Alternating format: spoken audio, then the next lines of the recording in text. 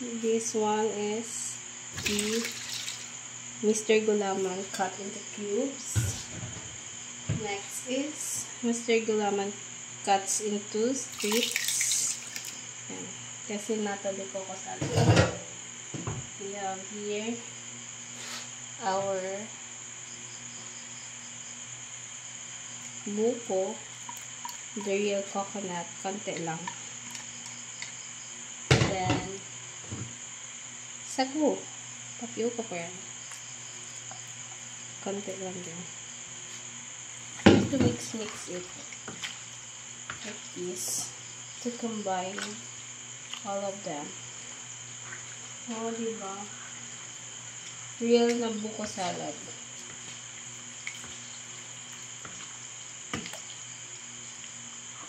Super sarap. Then, we'll have to put the cream.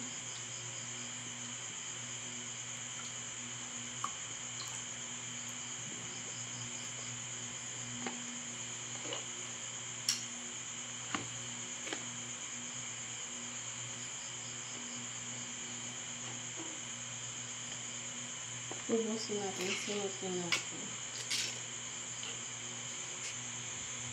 Or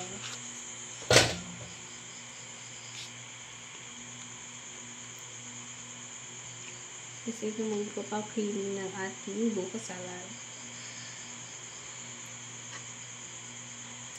Next is, we're not fan of that matamis na buko salad. So here, 1 can of condensed milk only para hindi masyadong matamis. Okay na to.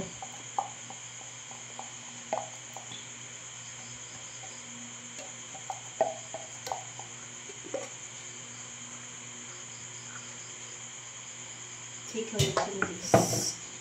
Diba? Sobrang creamy niya. Halo-halo. Oh, before I forget, the cheese. The cheese na nakakat sa cubes. Then, gonna make halo to combine all the creamier and the condensed para balance yung pagkakatamis niya. Yung tamis.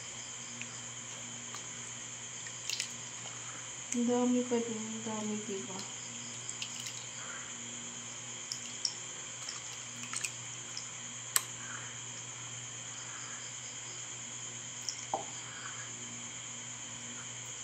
Halo-halo lang tayo.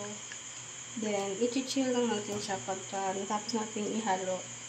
Lalagyan natin sa ating lagayan. Then, chill natin.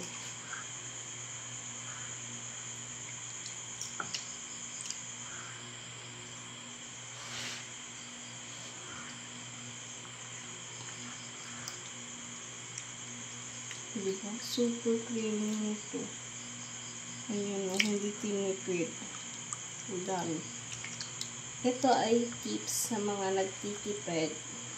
Konti lang yung nagastos dito. Yung gatas, yung cream, tsaka itong gulaman powder na white, or the buko flavored, tsaka real buko, at itong maliliit na tapioca pearl.